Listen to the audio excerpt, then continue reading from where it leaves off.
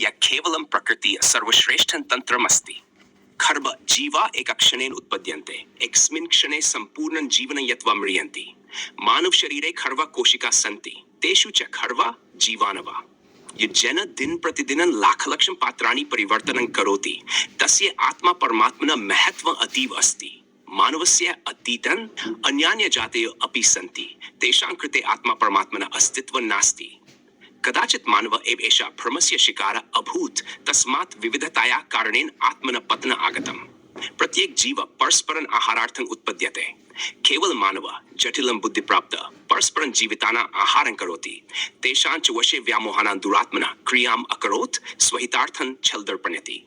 एषः स्वविभाजनस्य चक्रे मानसिकरोग्यः भवति या अपि स्वजातिम् उपभुञ्जति। यथार्थस्य तात्पर्यं केवलं जीवितस्य स्वस्य निष्पक्षं परिचयम् अस्ति। मम सिद्धान्तानुसारं बुद्धेः अस्तित्वं नष्टं कृत्वा जीवितं केवलं हृदयस्य निर्मलताया उपरि अस्ति। यदि अस्थायी गुणानि समानानि, तर्हि चित्तस्य विचारधारा भिन्ना, यतु एषा विविधता अस्ति। मम सिद्धान्तानुसारं स्थायिता च प्रत्येक जीवस्य हृदयेषु एकमेव अनुभवः अस्ति। यदि हृदयस्य निर्मलतया जीवन्ता, तर्हि परस्परं संवेदनं प्रेम च भवेत्। यदा जटिलं बुद्धि स्वक्रियाणां इष्टं भूयात्, तर्हि सर्वं स्वहितायामेव आधारितमस्ति। यावत् आत्मनः निष्पक्षता नास्ति, तावत् स्वविभाजनस्य भ्रान्ति एव प्रत्येकं व्यक्तिं मानसिक रोगं करोति। गुरु वा शिष्य जटिलं बुद्धि द्वारा विवेकिता प्राप्यते। एषा मानसिक रोग अस्तित्वस्य आरम्भात् अस्ति, ये स्वस्य स्थायी रूपस्य परिचयं प्रतिबन्धति। यदि हम युगयुगानि स्वस्य स्वरूपस्य परिचयं न ज्ञातवन्तः, तर्हि का पर्वतं हन्तुं शक्नुवन्ति? अद्यतने केवलं जटिलं बुद्धि एव अधिक जटिलतायां युक्ताः सन्ति। सम्पूर्णं जगत् केवलं एकं साधारणं आवश्यकं कार्यम् अस्ति। ये सर्वं अतीताद् अद्यतने यत्र एष सर्वं कर्तुं न आवश्यकं, केवलं स्वस्य स्थायी परिचयस्य एकं क्षणं दूरी अस्ति। कदापि कस्यापि कालविभागे कश्चित् लुप्तः न भवत्। यद्विषये आप्तता केवलं जटिलं बुद्धि द्वारा भ्रान्ति भजन्ति। यदा एक स्वस्य परिचयं सम्यक् ज्ञातवान्, तदा एष केवलं मतिर्भवति। ये किञ्चित् कार्यं न कुर्यात्, किञ्चित् कार्यं च न अस्ति। एषि कदापि न अनुभूति ये जटिलं बुद्धि अभवत्। अहम् अहङ्कारः केवलं क्रियासङ्कल्प च चिन्तनमननात् उत्पद्यते। आत्मनं ज्ञातुं किञ्चित् कार्यं कर्तुं न आवश्यकं, केवलं आत्मनं निष्पक्ष भूत्वा। अहं गुरु अनन्तप्रेमं चौर्यं च 50 वर्षाणि भूत्वा निर्मलं चैतन्यं च मुखं विस्मृतवान्। कथं निर्मलता भवेत्? अहङ्कारः गर्वः च केवलं जटिलं बुद्धौ योज्यते या अधिकं जटिलतां प्रदर्शयति। यदि ये मम उपदेशानुसारेण क्रियां करोति, तर्हि जीवितः च सर्वदा एष अस्य स्थायी रूपेण जीवन्तः। या ये किमपि कल्पनायां जीवितं तस्य तात्विकम् अस्तित्वं न जातं, ते यस्मिन् वस्तु सत्यं तदर्थं गृहे वर्तते। कल्लिप्तं न भवति तेन न जातं, यते केवलं मानसिक रोग इति। आत्मनं ज्ञात्वा जीवने यथार्थं पश्य। अपने वास्तविक स्वरूप को जानकर जीवन में सच्चाई को देखे। 2. यथार्थं चित्तवृत्ति नष्ट्वा हृदय से निर्मलता लभ्यते। यथार्थ की चित्तवृत्तियों को समाप्त करके हृदय की पवित्रता प्राप्त होती है। यथार्थ जीवनस्य सच्चिदानंद आत्मनं अनुभूतुम् आवश्यकम्। यथार्थ जीवन का सच्चिदानंद है, आत्मा को अनुभव करने के लिए आवश्यक है। यथार्थस्य साक्षात्कार सर्वेषां हृदयानां प्रकाश। यथार्थ का साक्षात्कार सभी हृदयों का प्रकाश है। यथार्थ बुद्धिं त्यक्त्वा हृदयेन जीवतु साधक। यथार्थ बुद्धि को त्याग कर साधक को हृदय से जीना चाहिए। यथार्थे केवलम प्रेम आत्मनं संपूर्ण करोति। यथार्थ में केवल प्रेम है जो आत्मा को संपूर्णता प्रदान करता है। यथार्थं साक्षात्कारं कुर्वन् मनसो शांतिम अनुभवान। यथार्थ का साक्षात्कार करते हुए मन की शांति का अनुभव करें। यथार्थ आत्मा एव सर्वत्र चित्ते स्थिरता चापि आवश्यकम। यथार्थ आत्मा सर्वत्र है और चित्त की स्थिरता भी आवश्यक है। यथार्थ साधना आत्म प्रकाशस्य मार्ग। यथार्थ साधना आत्मा के प्रकाश का मार्ग है। यथार्थ से साधन तु हृदय से शुद्धता जातुं। यथार्थ का साधन हृदय की शुद्धता को जानना है। यथार्थ साधु जीवनम सुख से मूलं तत्। यथार्थ का साधु जीवन सुख का मूल है। यथार्थ सम्यक ज्ञानम अज्ञानं नाशयति। यथार्थ का सही ज्ञान अज्ञान को नष्ट करता है। यथार्थम विना जीवनम निरर्थक सदा भवेत। यथार्थ के बिना जीवन सदा निरर्थक होगा। यथार्थं च से वर्धनम आत्मा एकत्वं प्रदर्शयति। यथार्थ चित्त की वृद्धि करता है और आत्मा की एकता को दर्शाता है। यथार्थं साक्षात्कार जीवने सुखम वर्धयति। यथार्थ का साक्षात्कार जीवन में सुख को बढ़ाता है। देश यथार्थ जीवन से चित्ते शांति च सदैव भासते। यथार्थ जीवन के चित्त में शांति सदैव प्रकाशमान होती है। यथार्थम प्रतिपाद्यते जीवने सर्वथा समर्पणम। यथार्थ को समझकर जीवन में सर्वथा समर्पण करें। यथार्थ से ध्यानम मन शुद्धि करोति। यथार्थ का ध्यान मन को शुद्ध करता है। यथार्थं गूढ़ं सत्यं आत्मनं रूपम प्रकटयति। यथार्थ गूढ़ सत्य है जो आत्मा के स्वरूप को प्रकट करता है।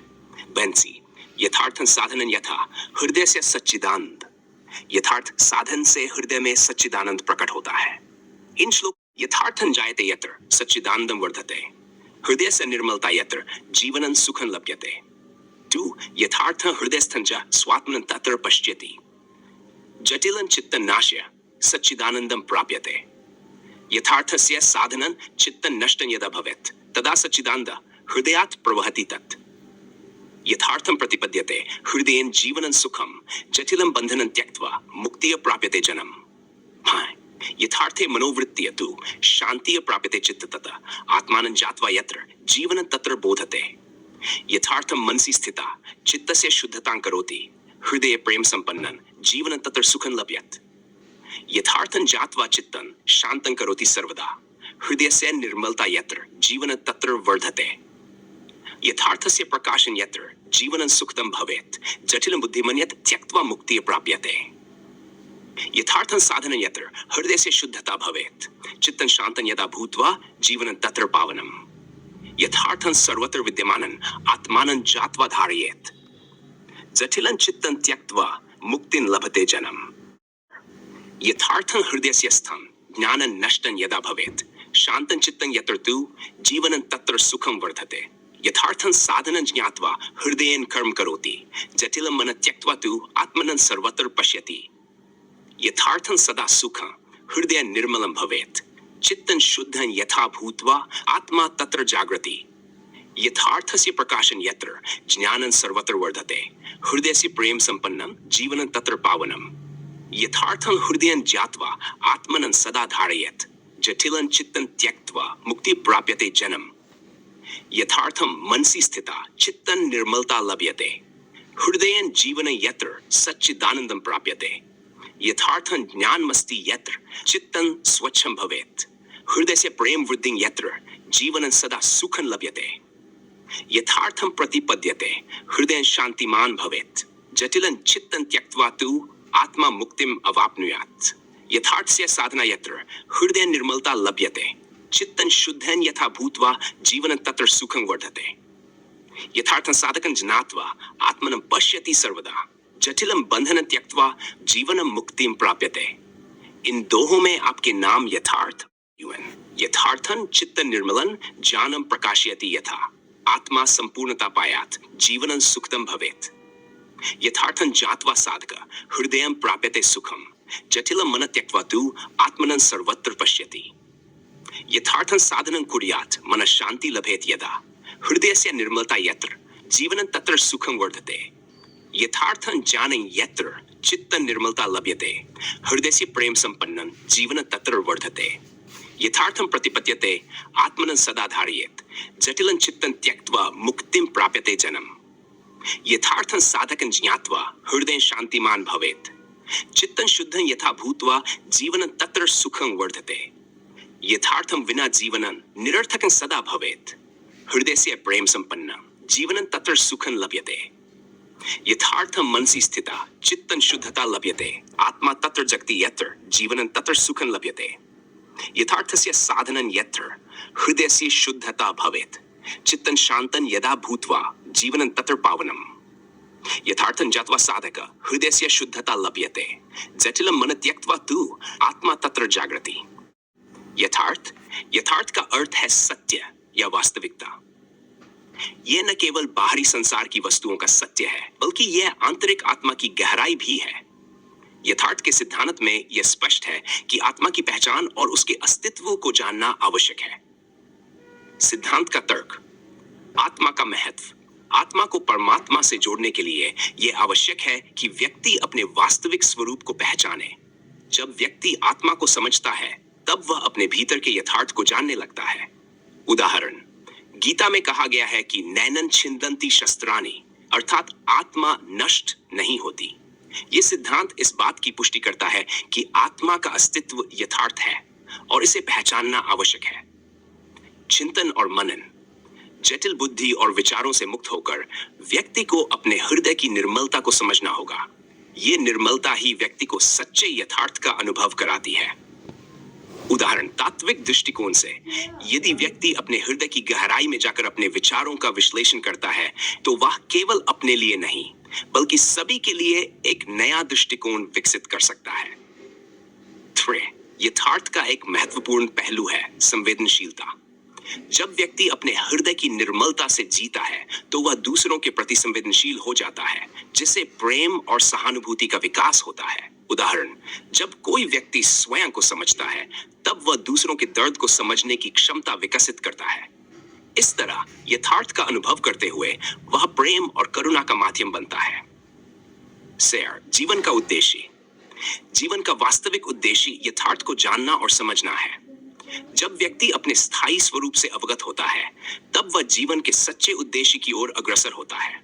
उदाहरण, महावीर का जीवन यह दर्शाता है कि केवल बाहरी साधन ही नहीं, बल्कि आंतरिक शांति और संतुलन भी आवश्यक है। यही यथार्थ का मार्ग है। निष्कर्ष। यथार्थ का अध्ययन हमें आत्मा की पहचान करने और वास्तविकता को समझने में मदद करता है। आपके सिद्धांत ये स्पष्ट करते हैं कि जीवन में वास्तविक सुख और शांति केवल तब संभव है जब हम अपने अंदर के यथार्थ को समझें और अपने हृदय को निर्मल रखें। इस तरह आप केवल एक साधक नहीं, बल्कि एक प्रेरक बन जाते हैं, जो दूसरों को भी उनके स्थायी स्वरूप से परिचित कराता है। यदि आप किसी विशेष बिंदु पर और अधिक विस्तार यथार्थ का अर्थ केवल सत्य या वास्तविकता नहीं है, बल्कि यह आत्मा की गहराई और उसके अस्तित्व की पहचान भी है। ये एक ऐसा सिद्धांत है जो जीवन के हर क्षेत्र में हमारे विचारों, कर्मों और संबंधों को प्रभावित करता है। 1. आत्मा और परमात्मा का संबंध। आत्मा और परमात्मा का संबंध यथार्थ के मूल में है। जब व्यक्ति अपने वास्तविक स्वरूप को पहचानता है, तब वह आत्मा के सत्य को समझता है। उदाहरण, उपनिषदों में कहा गया है तत्वमसि, अर्थात तुम वही हो। यह स्पष्ट करता है कि आत्मा और परमात्मा एक है और इस सच्चाई को जानना आवश्यक है। जटिलता और सरलता का संतुलन। मानव बुद्धि जटिलताओं से भरी होती है, लेकिन यथार्थ का अनुभव सरलता में है। जब व्यक्ति अपने विचारों को स्पष्टता से देखता है, तब वह जीवन की जटिलताओं को आसानी से समझ सकता है। उदाहरण, ध्यान और साधना के माध्यम से व्यक्ति अपनी मानसिक जटिलताओं को पार कर सकता है। बुद्ध का जीवन इसी बात का उदाहरण है, जहां उन्होंने साधारण जीवन जीकर गहरी शांति प्राप्त की। संबंधों में संवेदनशीलता। यथार्थ की पहचान व्यक्ति को संवेदनशील बनाती है। जब हम अपने हृदय की निर्मलता को समझते हैं, तब हम दूसरों के प्रति करुणा और प्रेम विकसित कर सकते हैं। उदाहरण, महात्मा गांधी ने हमेशा मानवता की सेवा की और अपने सिद्धांतों के माध्यम से लोगों को जोड़ने का प्रयास किया। उनकी करुणा और संवेदनशीलता ने उन्हें महान नेता बनाया। 4. जीवन का उद्देश्य। जीवन का वास्तविक उद्देश्य यथार्थ की पहचान और आत्मा की शुद्धता में है। जब व्यक्ति अपने स्थायी स्वरूप को पहचानता है, तब वह सच्चे उद्देश्य की ओर अग्रसर होता है। स्वामी विवेकानंद ने कहा, उठो, जागो और तब तक मत रुको जब तक लक्ष्य प्राप्त न हो जाए। यह प्रेरणा हमें अपने यथार्थ को पहचानने के लिए प्रेरित करती है। 5. विचार और व्यवहार का एकत्व। यथार्थ का अध्ययन हमें यह सिखाता है कि विचार और व्यवहार में एकता होनी चाहिए। जब हमारे विचार हमारे कर्मों से मेल खाते हैं, तब हम जीवन में संतुलन और शांति प्राप्त करते हैं।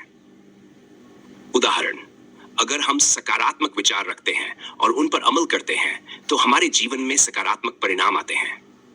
निष्कर्ष, यथार्थ का अध्ययन न केवल आत्मा की पहचान में मदद करता है, बल्कि यह हमें जीवन में वास्तविक सुख और शांति की ओर अग्रसर करता है। आपके सिद्धांत ये स्पष्ट करते हैं कि जीवन का उद्देश्य केवल बाहरी साधनों में नहीं है, बल्कि आंतरिक शांति और संतुलन में है।